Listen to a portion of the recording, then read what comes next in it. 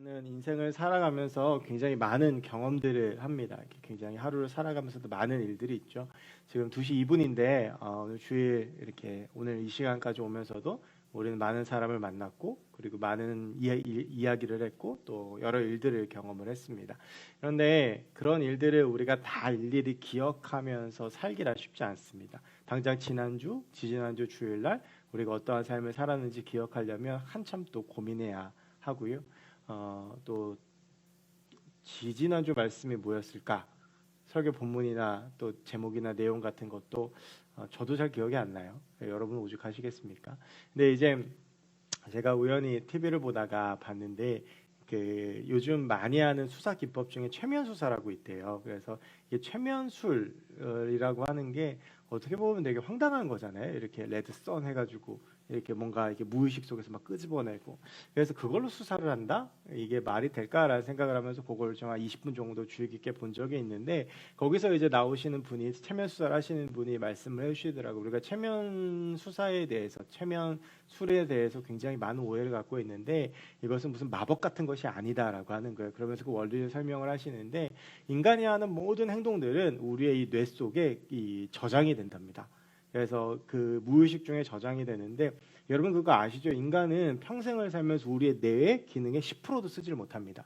그래서 왜 이 뇌를 100%왜 쓰는 거를 영화로 해서 스칼렛 요한슨이 나왔던 그 영화 있지 않습니까? 근데 그 우리가 인간의 뇌를 다 쓰면 그 굉장히 그 놀라운 일들이 일어난대요. 근데 우리가 이제 이 뇌를 정작 10%도 못 쓴다고 그러더라고요. 그러니까 우리가 이 무의식이라고 하는 이 용량 속에 엄청나게 많은 과거의 기억들이 다 차곡차곡 저장이 돼 있대요. 근데 이게 어떤 계기가 있으면 이 최면 그 무의식 속에 있던 게 기억이 나고 떠오르게 돼요. 예를 들면 아주 잊어버리고 있었던 옛날 기억인데 옛날 친구를 만나서 이야기를 하다 보면 문득 기억이 나죠. 그러니까 저도 이제 그 이번 주간에 같이 예전부터 교회 다녔던 그 친구한테 연락이 와서 이야기를 나눴는데 이야기하다 보니까 저는 생각도 안 났던 것들이 갑자기 문득 탁탁 생각이 나는 거예요. 이건 우리 무의식 속에 있는 거죠. 그러니까 이제 그 최면 수사라고 하는 건 그런 그런 기회를 만들어 주는 거래요. 주변에 있는 모든 것들을 다 정리하게 하고 어떤 그 상황에 집중하게 하면서 무의식 속에 있는 기억을 끄집어내는 거라고 그러더라고요. 그래서 이게 우리가 흔히 알고 있는 무슨 굉장히 뭐 마법을 걸거나 뭐 무속 신앙 같은 그런 게 아니다라고 이야기를 하는 거를 봤는데 그걸 보면서 아 정말 그렇다라는 생각이 들었어요. 우리가 많은 일들을 경험하지만 그 일들을 다 우리가 기억하면서 살지 못합니다. 근데 그럼에도 불구하고 우리가 절대 그런 도움이 필요 없이 잊지 못하는 기억들이 있어요. 그거는 굉장히 강력한 경험이 동반될 때 그렇게 되죠. 뭐 예를 들면 내가 예전에 교통사고를 당할 뻔했다라든지 아니면 어떤 크게 뭐 몸을 다칠 뻔했다라든지 어떤 충격적인 경험들이 동반이 되면 그것들은 굳이 내가 뭐 떠올리려고 노력하지 않아도 그것들이 내 기억 속에서 계속 있는 것을 볼 수가 있어요. 저하고 제 아내하고 지금 같이 산 지가 12년째인데요. 굉장히 많은 일들이 있었겠죠. 이제 많은 일들이 있었는데 많은 것들을 기억하지 못합니다. 어떤 말을 했는지 그리고 가끔은 싸운 건 기억나는데 왜 싸웠는지도 기억이 안 날 때가 있어요. 그런데 12년이 지나도 아주 또렷하게 기억나는 몇 순간들이 있는데 대부분은 엄청나게 크게 싸웠을 때예요. 그 기억은 아주 또렷해요. 왜냐하면 그게 너무나도 강력하게 제 머릿속에 와서 딱 박혀있는 기억이기 때문에 우리가 말씀 속에서도 그런 말씀들이 있어요. 여러분들 이렇게 생각을 해보시면 아, 이 말씀은 내가 정말 평생 잊지 못한다라는 설교, 뭐 인생 설교라든지 인생 말씀이 하나씩은 여러분 가운데 있어요. 그렇게 수련회 때든지 예배 때라든지 아마 그건 여러분의 상황이나 또 여러분의 삶 가운데에서 어떤 그 경험들이 동반되었기 때문에 그 말씀들이 기억에 오래 남아있는 말씀들이 있을 거예요. 저한테는 3가지의 말씀이 있어요. 하나는 느헤미야 말씀인데 제가 고등학교 3학년 때 수련회를 예수전도단 유스캠프라고 하는 수련회를 가서 들었던 말씀인데 이제 그 말씀을 들으면서 너무 큰 은혜를 받고 사명이라는 걸 생각을 하게 되어서 저는 평생에 느헤미야에 대한 말씀들을 잊지 못해요. 20년이 지났는데도 그 당시에 들었던 말씀 그리고 느헤미야의 내용들을 잊지 못하고 그래서 올 겨울에 이제 그런 또 내용들을 기반으로 해서 느헤미야 말씀을 나눴고 또 하나는 욥기 23장 10절의 말씀이에요. 이 말씀 여러분들 너무나 잘 알고 있는 말씀인데 그 욥이 고난 가운데에서 그 고백했던 그 말씀이죠. 근데 이제 그 말씀이 그 다음에 또 수련회를 갔었을 때 정말 그때 진로 때문에 좀 고민하고 막 신학교 가서 내 이 학교를 계속 다녀야 되냐 말아야 되냐 그걸 가지고 계속 고민하고 있을 때 그때 이제 들었던 말씀이에요. 그러니까 그것도 거의 20년 된 말씀인데 그 말씀도 잊혀지지 않죠. 그러나 내가 가는 길 오직 그가 아시나니 그가 나를 단련하신 후에는 내가 정금같이 되어 나아오리라. 이 말씀 두 가지는 이 강력한 기억 때문에 제 안에 남아있는 말씀이에요. 마지막 말씀이 오늘 본문이 시편 1편이에요. 이 말씀이 저한테 남아있는 이유는 제가 아주 처음으로 이 짧지만 말씀 한 장 전체를 암송한 말씀이어서 그래요. 제가 중학교 때였는데 저희 중학교 때 교회학교 선생님이 이 말씀만은 기억해야 된다고 하면서 이 말씀을 계속 암송하게 하셨어요. 너무 하기 싫은데. 그래서 이 말씀을 제가 태어나서 처음으로 전체를 암송해 본 말씀이기 때문에 이 말씀이 이제 기억에 남고요. 그때 선생님이 이 말씀을 꼭 외워야 된다라고 말씀을 하셨는데 그때는 잘 그 이해가 되지 않았어요. 근데 어떻게 하다가 그냥 말씀을 외웠는데 좀 이제 나이가 들어서 이 말씀 다시 묵상하고 생각해 보니까 이 말씀을 왜 외워야 되는지, 왜 외우라고 하셨는지 조금 이해가 되거든요. 오늘 그래서 이제 이 말씀에 대해서 좀 이야기를 나눠보려고 해요. 그러면서 왜 이 말씀을 제가 외웠어야 했고 이 말씀 속에서 우리가 지금 신앙생활에 대한 이야기들을 쭉 하고 있는데 과연 우리에게 어떠한 도전을 주고 있는지에 대한 이야기를 좀 하려고 하는데 저희가 지금 왜라고 하는 이 주제로 우리가 지금 신앙생활 가운데 해야 되는 어떤 행위들, 신앙생활들을 왜 해야 되는지에 대한 그 본질적인 질문들을 좀 다루고 있습니다. 그리고 설교, 헌금, 예배, 양육에 대해서 4주 동안 말씀을 나눴고 오늘은 이제 큐티라고 하는데 말씀 묵상에 대한 이야기들을 잠깐 나눠 보려고 해요. 이 말씀을 가지고 말씀 묵상을 왜 해야 되고 말씀 묵상의 유익은 무엇이고 말씀 묵상을 어떻게 하면 좋은지에 대한 이야기들을 잠깐 나누어 보려고 하는데요. 이 말씀을 나누려면 먼저 시편 1편에 대한 이해가 먼저 돼야 돼요. 이 말씀이 왜 중요한지를 알아야 우리가 이제 말씀 묵상을 왜 해야 되는지 알 수 있는데 그게 왜 그러냐면 시편 1편 핵심 주제가 결국 말씀 묵상이기 때문에 그렇거든요. 그래서 시편 1편이 왜 중요한지를 알아야 말씀 묵상이 이렇게 중요하구나라고 하는 것을 논리적으로 깨달을 수 있게 되는데 하나는 첫 번째는 시편 1편의 중요성 위치에 있어요. 무엇이냐 하면 시편의 가장 앞에 있는 말씀이라는 거예요. 여러분 시편은 150편의 말씀입니다. 근데 그거 아시죠, 여러분? 모든 성경은 1장, 2장, 3장, 4장 이렇게 불러요. 창세기 1장, 마태복음 1장, 마태복음 5장, 요한복음 15장 이렇게 부르는데 시편은 1장, 2장 이렇게 안 불러요. 어떻게 부르죠? 1편, 2편, 3편, 4편, 10편, 20편, 23편, 121편 이렇게 불러요. 왜 이 시편만큼은 장이라고 안 부르고 편이라고 부를까요? 그것은 이 시편의 한 편 한 편이 다 독립적인 시이기 때문에 그래요. 그래서 우리가 왜 시 한 편이라는 표현을 쓰잖아요. 시를 이야기하는 단위를 쓸 때. 그래서 이 시편은 전체가 다 편집된 문서예요. 그러니까 예를 들면 마태복음 같은 경우에는 마태라고 하는 사람이 쓴 복음서잖아요. 창세기는 모세 오경 중에 속해 있는 책으로 모세가 썼다라고 알려져 있는 한 권의 책이에요. 그런데 이 시편은 이 시편 자체가 한 권의 책이 아니에요. 시편은 세부적으로 들어간 5권의 책이 있고요. 이 한 편 한 편 다 독립된 시들이고 이것이 모아진 것이 시편이에요. 그리고 이 한 편 한 편의 시는 다 그러니까 찬양시, 찬양이에요. 지금은 워낙 인터넷 악보들이 발전해서 그런 것들이 없는데 제가 어릴 때만 해도 이 교회마다 악보집이 있었어요. 아마 기억하시는 분들 계실 거예요. 그러니까 제가 어릴 때 찬미예수라고 하는 게 있었고요. 그러다가 조금 이제 그게 시간이 지나서 많은 물소리 그리고 시와 찬미 이런 이게 악보집들이 다 옛날에 있어서 옛날에는 어떻게 썼냐면 그 악보들을 하나하나 복사를 해가지고 긴 그 B4 용지인가요? 거기다가 이렇게 복사한 다음에 잘라가지고 이렇게 붙인 다음에 그거 다시 복사해가지고 그래서 그때는 찬양팀에 악보계가 따로 있었어요. 악보만 제가 이제 주로 그런 거였거든요. 왜냐하면 노래도 못하고 악기도 못해서 제가 찬양팀을 할 수 있는 거니까 악보 복사하고 이런 거였어요. OHP 필름 만들고 OHP 필름 뭔지 아시죠? 그런 게 있어요. 그래서 이제 옛날에는 그렇게 시편 이렇게 찬양집들이 있었는데 그 시편이 그런 것들이에요. 그래서 1편부터 150편까지 각 시편은 독립된 시들이에요. 그래서 여러분 시편을 나중에 혹시 읽을 기회가 있으시면 그 시편 위에마다 이렇게 다 제목이 달려 있습니다.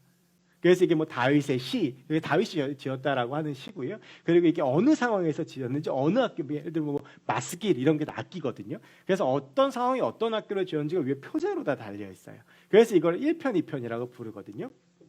그런데 150편의 시들이 다 모여 있는데 시편 1편은 그 중에서 가장 앞에 있는 책이에요. 여러분 특별히 이 시편 그러면 우리가 누구를 먼저 떠올리냐면 다윗을 먼저 떠올리는데 시편은요 다윗의 시만 있지 않습니다. 읽어보시면 다윗 말고 딴 사람이 지은 시들도 되게 많아요. 근데 다윗이 지은 시편이 정확하게 75편이에요. 딱 반이에요. 그 중에서 이 시편은 1권부터 5권까지 나눈다고 말씀드렸는데 1편부터 시작된 1권은 전체가 다 다윗의 시예요. 그리고 그 시편 1편, 그 중에서 시편 1편은 이 다윗이 지은 시 중에서도 가장 앞에 있는 시예요. 여러분 모든 책들 중에서 가장 중요한 부분이 어딜까요? 서문이에요. 우리가 보통 이 서문을 안 읽고 넘어가는데 그거는 책 읽을 때 굉장히 실수하시는 거예요. 책을 읽을 때는 사실은 서문만 보면 이 책 내용 전체를 알 수 있어요. 그래서 저는 옛날 학교 다닐 때 서평 쓸 때 좀 시간이 바쁘면 앞에 서문만 읽고 막 서평도 쓰고 그랬었어요.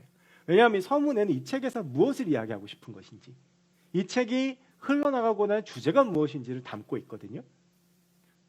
그래서 이 시편 1편이 그래서 중요해요. 이 각자 독립된 시들은 150편의 모음집 중에 가장 앞에 있다. 이것만 놓고 봐도 시편 1편은 굉장히 중요한 말씀이다라는 거 우리가 알 수가 있겠죠. 그러니까 시편 1편에 나오는 비록 짧은 말씀이지만 한 절 한 절의 말씀이 굉장히 중요한 말씀이다라고 우리는 이해할 수 있어요. 두 번째는 시편 1편의 내용이에요. 여러분 시편 1편은요 굉장히 분명한 내용을 가지고 있어요. 1절부터 3절까지 4절부터 5절까지로 나누는데 1절부터 3절은 복을 받으려면 어떻게 해야 되는지, 그리고 4절부터 6절까지는 저주를 받는 사람의 삶은 무엇인지를 알려줘요. 근데 여러분 이게 시편 전체를 읽어보시면 이 내용이 좀 독특하다라는 걸 알 수 있어요. 왜 그러냐면 시편 2편부터의 내용을 보시면 주로 시편 2편부터는 제가 말씀드렸죠. 시편은 그 형식이 뭐냐면 찬양시잖아요. 그러니까 이 시편의 대상이 누가 되겠어요? 하나님이 되죠. 근데 시편 1편은 대상이 하나님이 아니에요. 복 있는 사람이 되려면 어떻게 해야 되고 저주받는 사람의 삶이 이런 것이다라고 사람들에게 알려주고 있는 시예요. 그러니까 내용도 굉장히 차별화가 돼 있죠. 그러면서 내용도 굉장히 분명하게 우리가 그리스도인으로 하나님 믿는 사람으로서 복을 받으면 어떻게 해야 되고, 그리고 우리가 복을 받지 않는 저주받은 사람의 삶이면 어떻게 해야 되는지를 알려주고 있는 책이라고 하는 거예요. 여러분 우리 중에 그 누구나 복을 받기 싫은 사람은 없죠. 다 복을 받고 싶어요. 여러분 중에서 복 말고 저주 받고 싶은 사람 있으세요? 아무도 없죠. 그래서 오늘 내용이 중요한 거예요. 오늘 내용은 사람들에게 이 시편의 하나님에 대한 찬양을 시작하면서 먼저 사람들에게 복을 받으려면 이렇게 해야 된다라고 이야기를 해요. 그 핵심 내용에 대해서 잠깐 말씀을 드리려고 하는데, 그럼 이 말씀이 과연 큐티하고 어떤 상관이 있느냐, 제가 오늘 말씀 묵상에 대한 이야기를 드린다라고 말씀을 드렸잖아요. 그거하고 무슨 관련이 있느냐라고 하는 것인데, 그래서 이 내용을 좀 여러분 이해를 하시고 1편 1절부터 3절을 제가 다시 한번 읽어드릴게요. 복 있는 사람은 악인의 궤를 따르지 아니하며 죄인들의 길에 서지 아니하며 오만한 자들의 자리에 앉지 아니하고 오직 여호와의 율법을 즐거워하며 그의 율법을 주야로 묵상하는도다. 그는 시냇가에 심은 나무가 철을 따라 열매를 맺으며 그 잎사귀가 마르지 아니한 같으니 그가 하는 모든 일이 다 형통하리로다. 여러분 먼저 1절에서 복받는 사람의 두 가지의 삶의 비결을 이야기해요. 하나는 뭐냐 하면 악인들의 꾀를 따르지 않는다. 그리고 죄인들의 길에 서지 않는다. 그리고 오만한 자의 자리에 앉지 않는다. 이 앞에 악인들하고 죄인들이 하나고요. 그 다음에 오만한 자의 자리에 앉지 않는다가 두 번째예요. 그러니까 복을 받으려면 어떻게 하냐면 악인들이나 죄인들의 길을 따르거나 그들과 함께 어울리지 않고, 그리고 교만하지 않고 오만한 자의 자리에 앉지 않는다라고 이야기를 해요. 그러면서 마지막 세 번째 방법은 앞에 이제 두 내용을 병합해서 1절에 설명을 했다면 2, 3절에서는 그러고 나서 이제 마지막 세 번째로 굉장히 힘주어서 이야기를 해요. 그리고 여러분 짐작하셨겠지만 그러고 나서 2절에 바로 이 묵상이라고 하는 단어가 나와요. 그러니까 복을 받으려면 어떻게 해야 되냐 하면 악인들과 죄인들과 어울리지 않고 교만하지 않으면서 뭘 해야 된다는 거예요? 여호와의 말씀, 여호와의 율법을 묵상해야 된다라고 하는 것입니다. 여기서 말하는 이 여호와의 율법이라고 하는 것은 히브리어 원어로 율법이 토라예요. 근데 이 토라라고 하는 히브리어는 다른 뜻으로 우리가 쉽게 아는 단어를 뭐냐면 말씀이에요.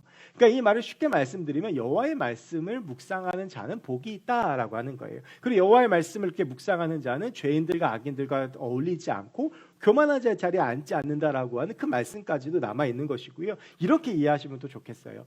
여러분 제가 아까 말씀드렸죠. 시편 1편은 시편 중에서 가장 앞에 있는 말씀이다.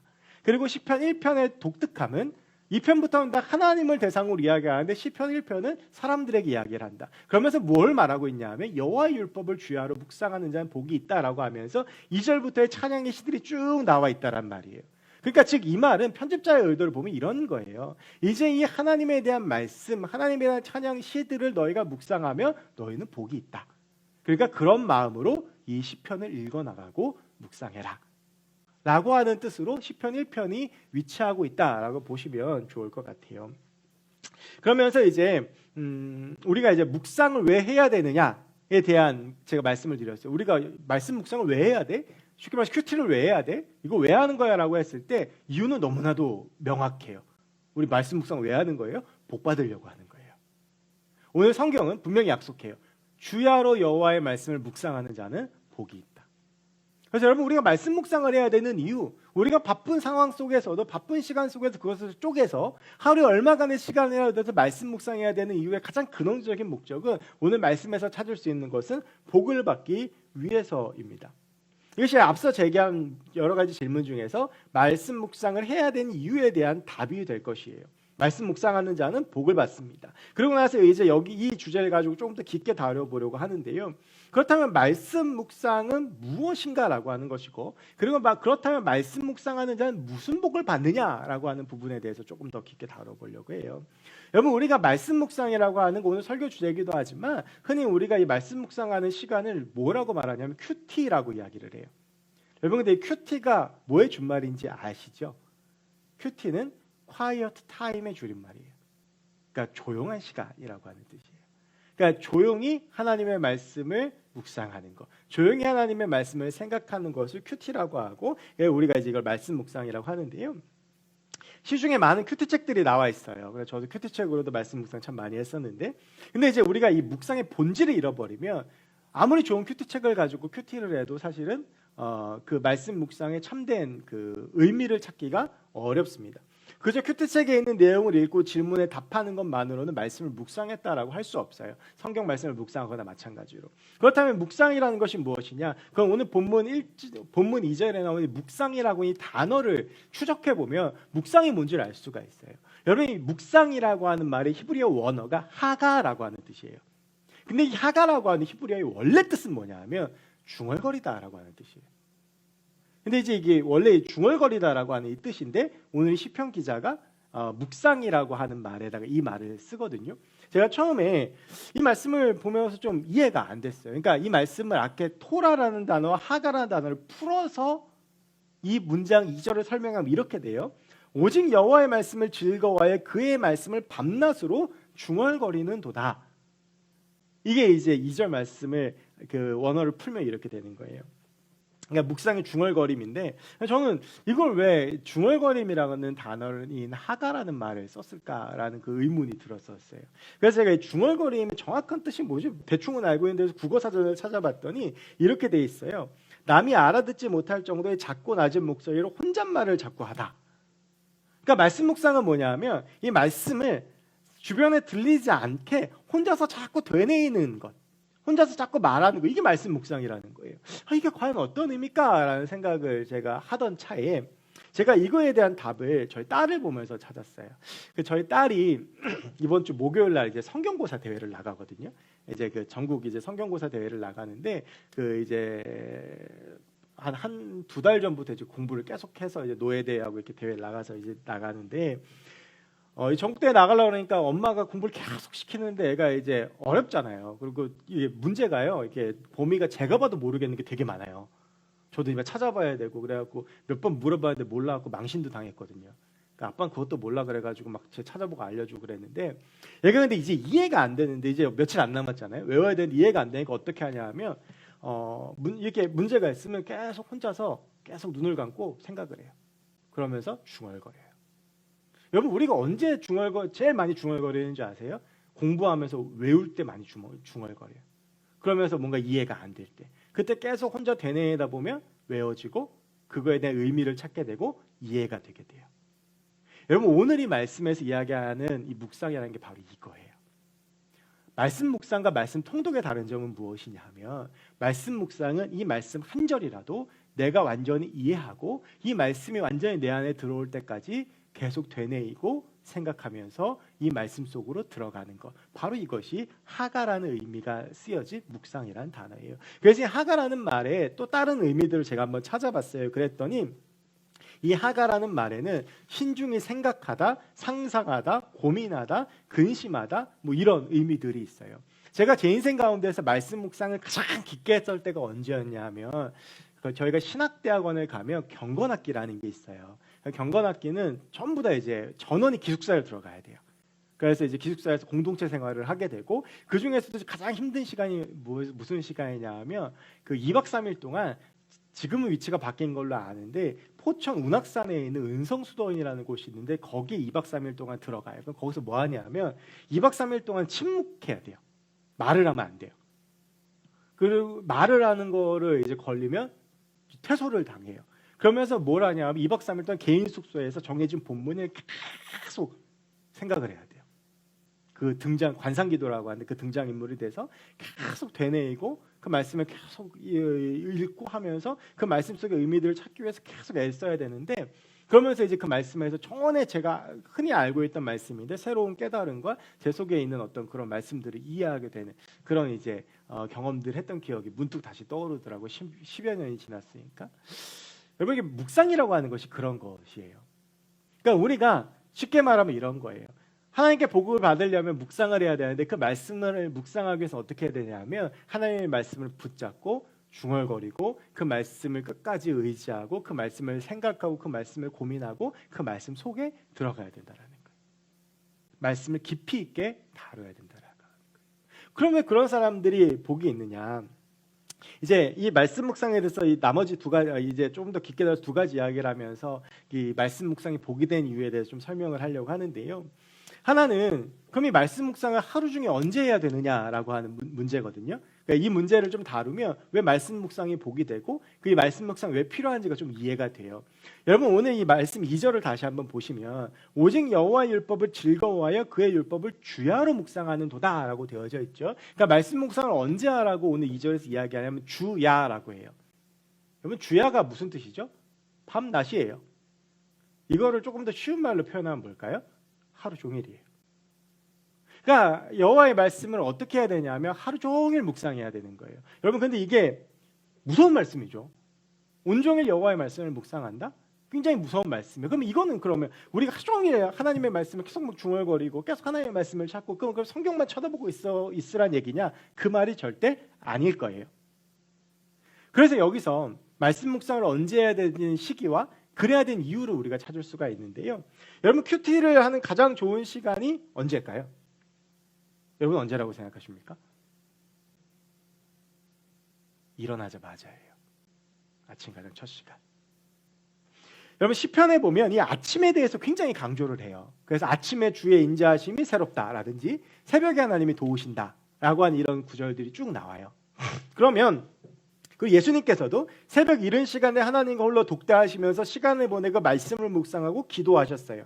여러분, 아침에 말씀을 묵상해야 되는 여러 가지 이유 중에서 먼저 하루의 시작을 하나님 안에서 시작한다는 의미가 있고요. 더 중요한 것은 분주하기 전에 하나님을 만나는 시간을 가지고 묵상한다는 의미가 있고, 그리고 궁극적으로는 내가 일어나자마자 묵상한 그 말씀이 하루 종일 나의 삶 가운데에서 역사한다라고 하는 의미가 있어요. 여러분, 우리가 하루를 살다 보면 내 감정이 막 생각날 때도 있고 게을러지고 싶을 때도 있고 막 여러 가지 안 좋은 생각이 들 때도 있고 막 그런 것들이 있는데 그런 것들을 내 감정이나 내 생각이나 내가 통제를 못해요. 그럴 때 그걸 통제하는 것이 무엇이에요? 바로 말씀이에요. 우리가 말씀 안에 산다라는 게 그런 것이거든요. 우리가 말씀을 언제 중얼거리는 거예요? 내가 아침에 묵상하니 한 절이라도 말씀을 붙잡고 내가 흔들릴 때, 내가 힘들 때, 내가 고민될 때, 내가 아플 때, 그리고 내가 뭔가 좀 이렇게 힘들 때, 게을러질 때 그 말씀을 묵상하면서 다시 한번 리프레시하고 다시 한번 거듭나고 다시 한번 새롭게 세워지는 것.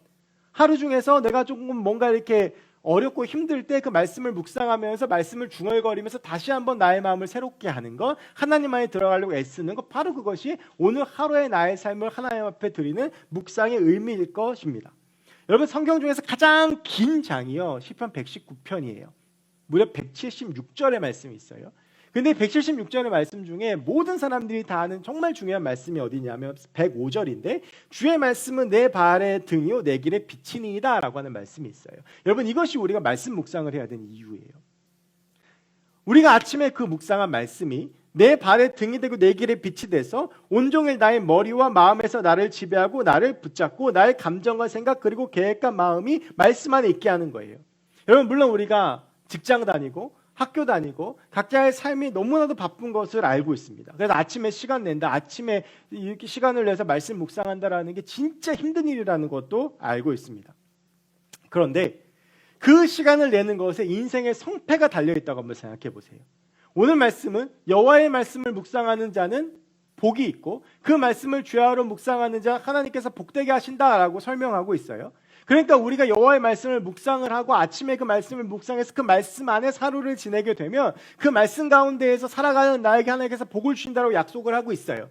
여러분 이렇게 생각하면 내가 이 아침 시간에 하나님의 말씀을 묵상함으로써 내 인생이 성공한다고 생각하면 이 말씀은 이 시간을 낼 수도 있다라는 생각이 들거든요. 이건 말씀에서 약속하고 있는 것입니다. 온종일 말씀을 붙잡고 있는 사람은 복이 있습니다. 그런 사람들이 악인과 죄인들과 어울리지도 않을 것이고 교만할 리 없이 겸손할 것이기 때문입니다.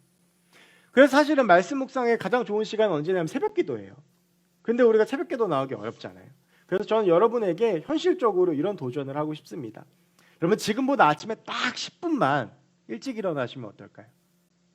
그리고 딱 10분만 일찍 일어나셔서 정해진 말씀 한 절이든 두 절이든 좋습니다. 결코 묵상은 많은 말씀, 많은 절수를 묵상하지 않아요. 내가 정해놓은 시편이면 시편, 잠언이면 잠언, 뭐 복음서는 복음서, 오늘 하루에 두 절씩 묵상해보자. 그런데 이제 이렇게 한두 절씩 묵상하시려면 스토리가 있는 복음서나 이런 책보다는 시편이나 잠언 이런 책들이 굉장히 좋거든요. 절 단위로 끊어져 있기 때문에 그런 말씀들을 하루에 10분만 일찍 일어나서 묵상을 하면 저는 장담합니다. 여러분의 인생이 달라질 겁니다.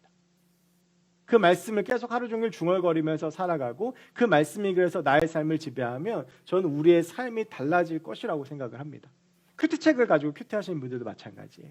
아침에 그 큐티에 있는 말씀들을 가지고 말씀 묵상하시면서 그리고 그 말씀 가운데에서 내가 오늘 하루의 나의 삶을 살고자 했으면 분명히 우리의 인생은 달라집니다. 그러면 그렇게 말씀을 묵상할 때 받는 복은 무엇이냐? 그걸 이제 3절에서 이야기를 해요. 뭐라고 얘기하냐 하면 그는 시냇가에 심은 나무가 철을 따라 열매를 맺으며 그 잎사귀가 마르지 아니한 같으니 그가 하는 모든 일이 다 형통하리로다. 자, 여러분 한번 두 가지 상상을 해보시죠. 어떤 한 나무가 사막에 심겨져 있는 나무가 있어요. 어떤 나무는 시냇가에 심겨져 있는 나무가 있어요. 어느 나무가 더 생명력이 있을까요? 시냇가에 심은 나무가 더 생명력이 있겠죠. 사막에 심겨진 나무는 오래 못 버텨요. 그 나무는 곧 죽을 거예요. 여러분 말씀을 매일 묵상하는 사람을 하나님께서 뭐라고 표현하시냐 하면 그는 시냇가에 심은 나무일 것이다라는 거예요. 그러니까 누가 특별히 노력하지 않아도 날마다 새로운 물이 공급되어지고 생명이 공급되어지고 아름다운 열매를 맺는 그 나무가 되게 될 것이다 라고 하는 것이죠. 3절에 보면 철을 따라라고 되어 있죠. 여러분 철을 따라라는 건 무엇입니까? 이 나무는 무엇을 하려고 하지 않는데 계절이 지나는 것에 따라서 이 나무는 생명력이 더하고 그리고 이 나무는 아름다운 열매를 맺어지게 될 것이다 라고 하는 거예요. 말씀을 묵상하는 자에게 주님께서 주는 복은 뭐냐 하면 철을 따라서 아름다운 열매를 맺게 하시고 그 사람의 삶에 생명력이 있게 하시는 은혜를 부어주시겠다라고 하는 것입니다. 여러분 생각해 보십시오. 매일 말씀을 묵상하면서 그 하루에 10분 그 정도의 시간을 들여서 말씀을 묵상하고 그 말씀에 살아가는 자에게 하나님이 은혜를 주시지 않겠습니까? 여러분 우리가 정말 힘든 삶을 살아가고 계신 것을 알고 있습니다. 근데 우리가 그 힘든 삶을 살아갈 때 그 힘든 삶을 이겨내는 힘이 필요하잖아요. 그래서 어떤 사람들은 담배도 피고 어떤 사람들은 술을 마시기도 하고 어떤 사람들은 친구들을 만나고 어떤 사람은 수다를 떨고 그렇게 하면서 지금 여러 가지 어려움을 이겨내려고 하는데 중요한 건 그것들이 우리의 삶에 결코 근원적인 해결을 주지 못한다라고 하는 것이죠. 우리의 삶의 모든 해결의 문제의 열쇠는 하나님께 있지 않습니까? 그래서 우리가 그 하나님의 말씀을 붙잡고 걸어가면 하나님께서 은혜를 주시고 새 힘을 주시겠다라고 약속하고 있는 것입니다. 여러분 이것이 오늘 성경에서 말씀을 주야로 묵상하는 자에게 주시는 복입니다. 하루의 시작을 말씀 묵상과 함께 아침 시간 정말 피곤하고 힘들지만 지금보다 10분만 일찍 일어나서 말씀을 묵상하고 그 말씀을 하루 종일 나의 삶 가운데에서 되뇌이고 묵상하는 자에게 하나님은 시냇가에 심은 나무와 같은 은혜와 능력을 부어주실 것입니다. 그러면서 그가 하는 모든 일이 다 형통하리로다라고 약속을 하세요. 여러분, 이 형통이다라고 하는 이 말이 가장 잘 쓰였던 곳이 어디냐면 창세기 39장 23절이에요. 그게 이제 하나님께서 요셉에게 주셨던 말씀인데, 요셉의 모든 것이 형통했다라고 창세기 39장 23절에 나와요. 근데 여러분, 이때 요셉의 상황이 어땠냐면, 그 앞서서 37장부터 요셉의 이제 고난이 막 시작되어지는데, 형들한테 죽임당할 뻔하다가 형들이 애굽의 노예로 팔았다가, 그래서 노예 보디발의 집에서 이제 노예 생활을 하다가 가정 총무를 발탁하게 됐는데, 보디발의 아내의 유혹을 거절해서 왕의 감옥에 갇혀요. 여러분, 이게 결코 형통한 상황이 아니죠. 그런데 하나님께서는 그의 인생을 형통하다라고 말씀하세요. 비록 지금 눈에 보이진 않지만, 왜냐하면 하나님이 그 사람의 노력, 그 사람의 어떤 상황, 환경을 뛰어넘어서 하나님이 말씀 가운데 그 요셉의 삶을 인도하고 계시고, 그리고 그 요셉 가운데에서 하나님께서 그 인생 너머에 하나님의 뜻 가운데 일하고 계셨기 때문에 그의 삶을 형통하다라고 고백하고 있는 거예요. 여러분, 지금 우리의 상황과 환경과 여러 가지 조건들이 형통하다라고 말할 수 없는 상황이고 삶일 수 있습니다. 그런데 그 인생은 결국 우리 하나님께 있다라고 우리가 고백하고 있지 않습니까? 여러분, 우리가 하나님의 말씀을 묵상하고 하나님의 말씀을 붙잡을 때 우리의 인생 가운데 하나님께서 주시는 복과 감사의 제목과 간증거리가 넘쳐날 줄을 믿습니다. 특별히 여러분에게 꼭 도전하고 싶습니다. 진짜 힘든 거 아는데, 여러분의 삶을 결국 우습게 봐서 10분 일찍 일어나라는 거 아니에요. 진짜 힘든 시간인 거 알아요. 근데 10분만 일찍 일어나서 말씀을 묵상하면서 한번 하루를 시작해 보세요. 어딜 정하기 어려우시면 시편하고 잠언 중에 하나를 고르셔서 이 말씀을 깊게 생각해 보면서 하시다가 조금 이제 근육이 붙으면, 그때는 이제 복음서나 이렇게 왜 복음서 같은 거 여러분 단락으로 돼 있죠. 사건별로 돼 있잖아요. 그걸 하나씩 이렇게 찝으셔서 말씀 묵상하셔도 좋거든요. 특별히 뭐 요한복음은 조금 어렵고요. 마가복음이라든지 이런 책들은 이렇게 묵상하시기가 되게 좋아요. 그렇게 말씀을 묵상하시면서 하루를 시작하시면 분명히 말씀드리지만 여러분의 삶이 달라질 것입니다. 여러분, 요즘 우리 청년들 보면 운동하는 청년들이 많아요. 이제 우리 뭐 태영이를 비롯해서 이제 뭐 헬스하는 청년들 많잖아요. 여러분, 근데 이제 저 같은 몸도 운동하면 그래도 열심히 운동하면 만들어지잖아요. 요즘 자꾸 저희 예영이가 배 나왔다고 구박하면서 아빠도 몸 좀 만들라고 구박하는데, 근데 여러분, 이게 우리가 근육을 만들려면 그만큼 시간을 투자해야 되고 매일매일 운동해야 되고 해야 되는 것처럼, 영혼의 근육을 키우기 위해서는 우리도 매일매일 하나님 앞에 나아가야 돼. 그렇지 않으면 망가지고 무너지고 오늘 다루진 않았지만 4절부터 6절까지에 나오는 저주받은 사람이 될 수도 있습니다. 그래서 이 저주받은 사람은 어떤 사람이 바람에 나는 겨와 같다. 가벼우니까, 뿌리 박지 못하니까 그냥 바람에 날아다니는 사람과 같아지는 거예요. 저는 여러분들 특별히 우리의 삶이 하나님 앞에 말씀 가운데 시작되어지고 말씀이 지배하는 삶이 되길 원합니다. 그래서 셀에서도 같이 한번 도전해 보시면 어떨까라는 생각이 들고요. 좀 어렵지만 그래서 그런 내용들도 함께 나누시면 어떨까라는 생각이 들고, 여러분의 인생을 위해서 또 하나님께서 허락하신 그 복을 받기 위해서 여러분 주님과 함께하는 고요한 시간을 가지시면서 하루를 시작하시고, 그 시간 안에서 하루의 삶을 이겨낼 힘을 얻고 하루하루 걸어가시면 좋지 않을까라는 생각이 듭니다.